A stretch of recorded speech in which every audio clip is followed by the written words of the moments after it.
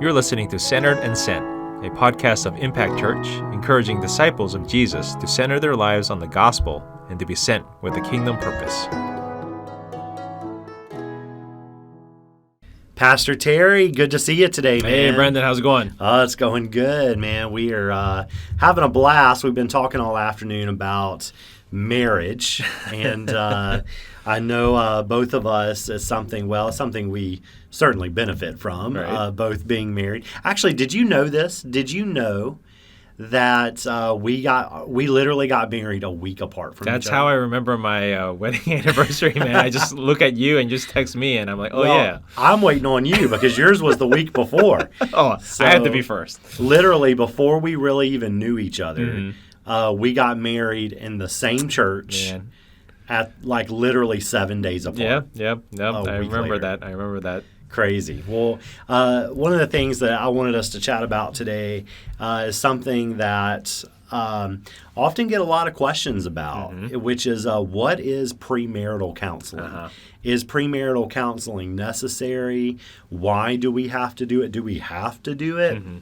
And then most of the time, especially among Christians, I'll have couples come to me and say, so how do we do premarital counseling? And if you've never been married before, then like how would you know what to do? Yeah. But they always come to me and they say, but I've heard horror stories. So they're like, I don't know if we want to do it or not. Yeah.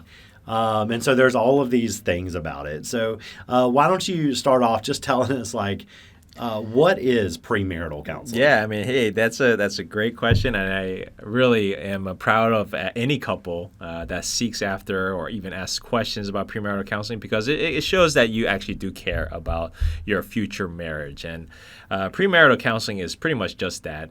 It is a time where you take a mentor, hopefully a pastor, a gospel-centered person for that matter, just come together and to talk over and challenge one another on the specific biblical guidelines on what a good, gospel-centered, healthy marriage would look like. And I want to be specific, as in it's not just a lecture. It's not just a class. You come in, you go through the book, and hey, you're ready for marriage now.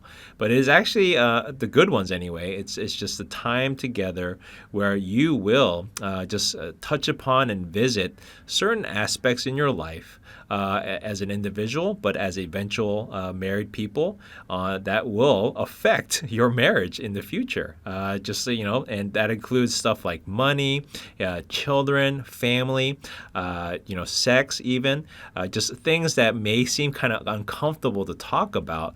But man, is it worth it to talk over, because it helps you plan now. It also helps you work on some things that you need to work on, and really ultimately, how do you honor the Lord through your marriage? These are just the very quick reasons why premarital counseling is such a great thing. Yeah, premarital counseling, I tell people all the time, you should want to do it, and you do want to do it, because couples get to talk about their favorite thing, themselves.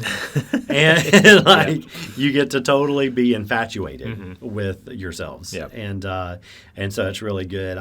Why, like you've mentioned some things that it's, that make it good.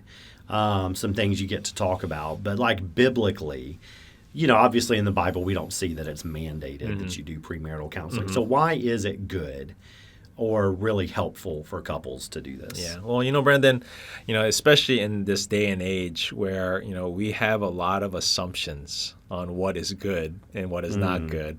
We have a lot of assumptions on what a healthy, good marriage looks like. And here's the deal. For those who need to hear it again, marriage is two sinners coming together and everything involved with them coming together, clashing together, maybe enjoying one another here and there, but ultimately clashing with one another. And to see premarital counseling is something where like you stop, you sit down, and you realize, you know what, I want to make sure that what I believe in, how I live out certain things, how I will treat my future spouse is actually biblical, not an assumption, not something that I've just like heard or maybe even seen in my life, but really, hey, is this truly something that is honoring and obedient to the Lord? That sounds good. It sounds like what you're saying is we're bringing our relationship into the light. Right.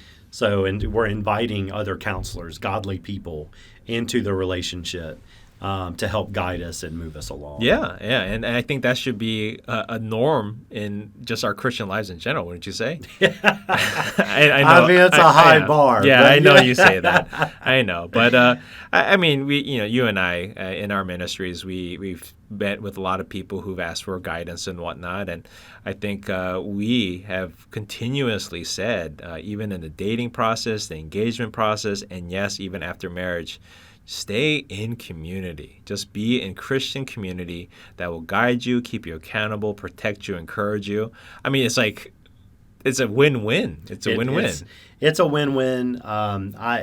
We could very easily get into all of that, but I think we've got another podcast coming up for that. How often do you think? Well, let's just say how long is the typical engagement? Like when you're doing, how long are they usually engaged for? Yeah, I've seen ranges from 3 months. I've seen 1 year seems to be the average, 1 to 2 years. I've seen much longer than that. How long were you engaged? I was engaged for 3 months. Yeah, 1 year. Yeah. That seems to be about right.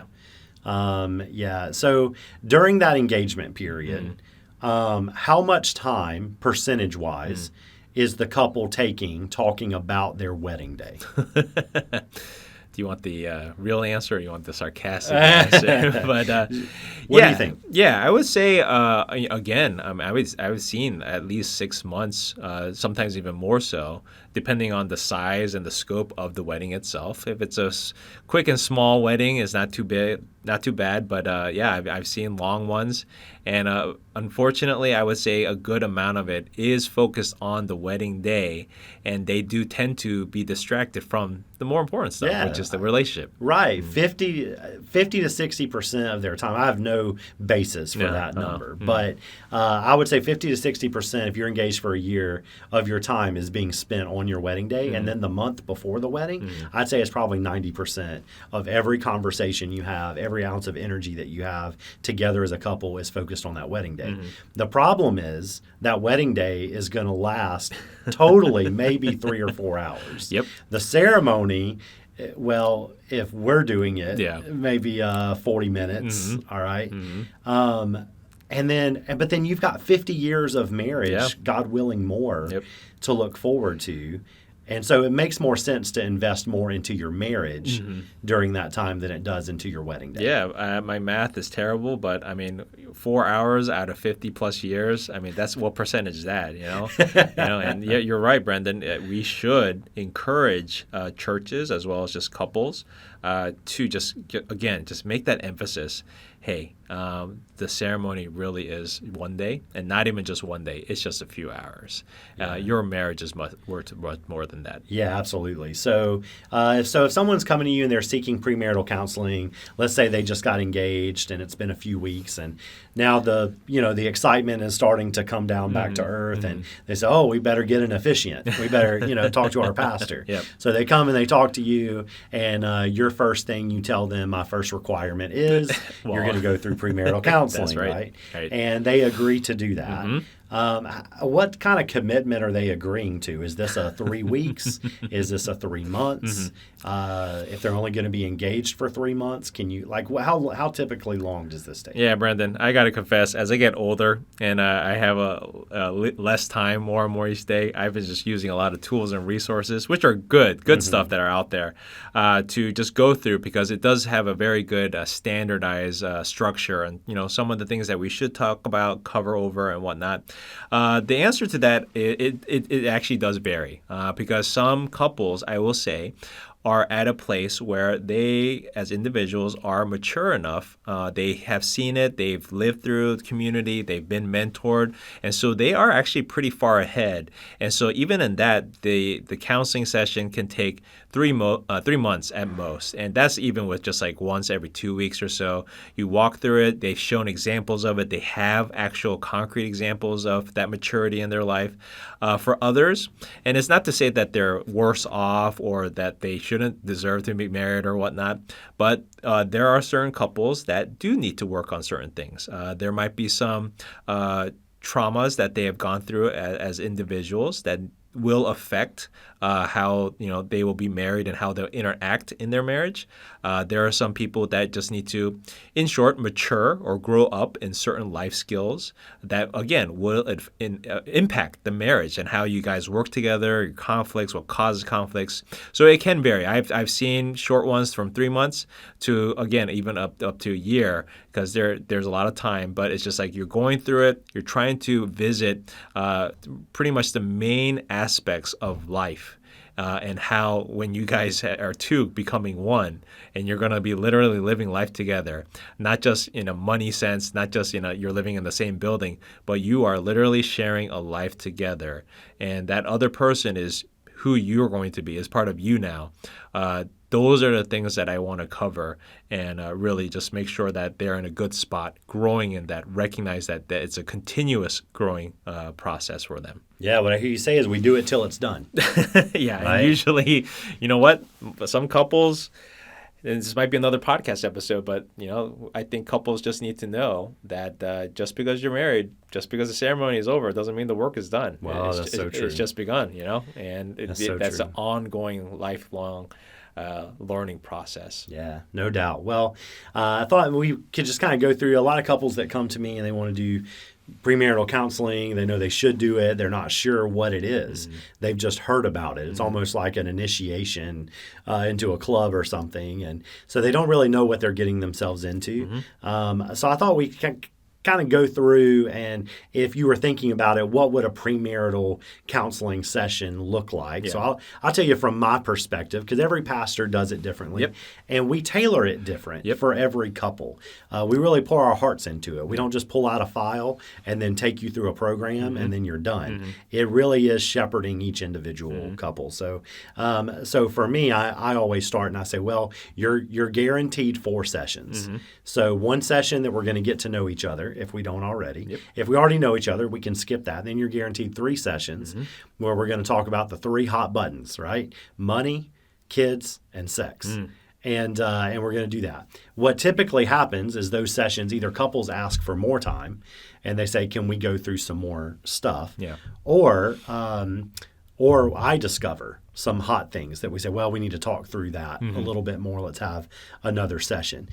Typically, I ask them to pick one book that I have a suggested reading list, and I ask them to pick one book or article from it to read, and then we discuss and talk about it. And then through there, I give them homework. So after each session, if we talked about kids, there is homework, and it's things for them conversations for them to have, and things for them to write out and discuss and pray about.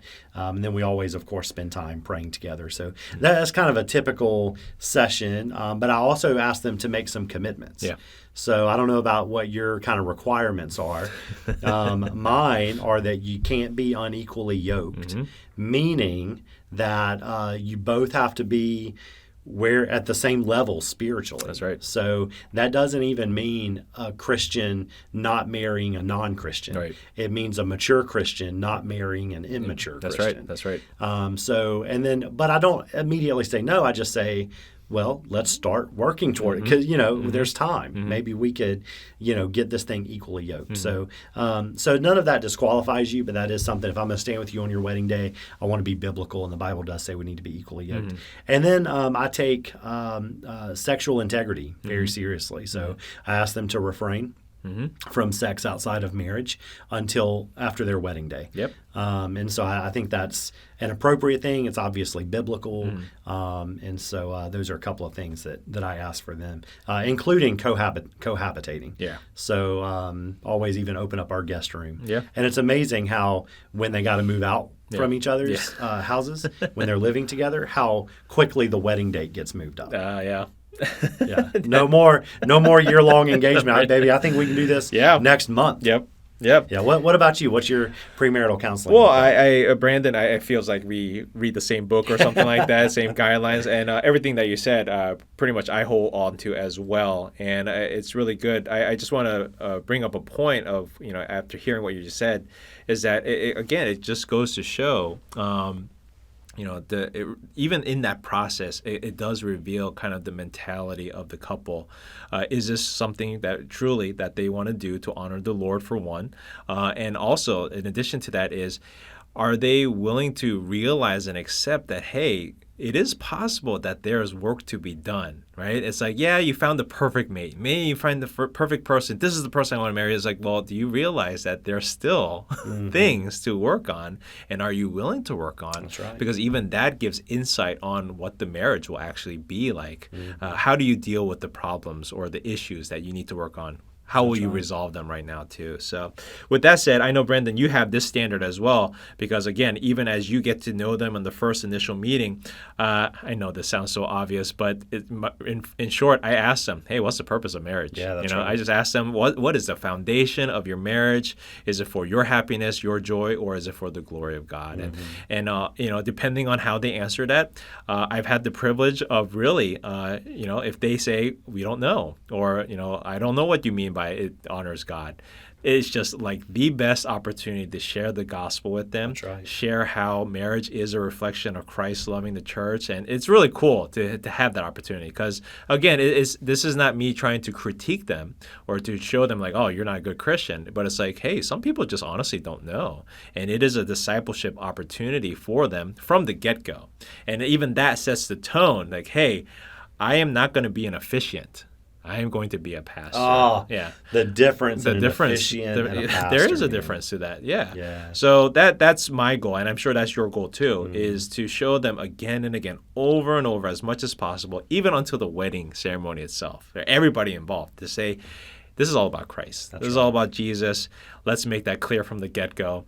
If not, then sorry, you might have to go find someone. Hey, listen, I've been on that side where I've been asked to do their wedding, and what they wanted was an officiant. But my heart is a pastor. Yep. And I don't know how to just officiate. Yep. And so listen to this. I had a friend of mine. This is so good.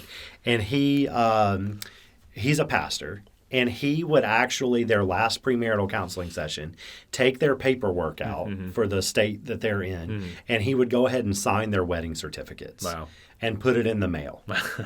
And they would look at him and say, so we're married now? And he said, no.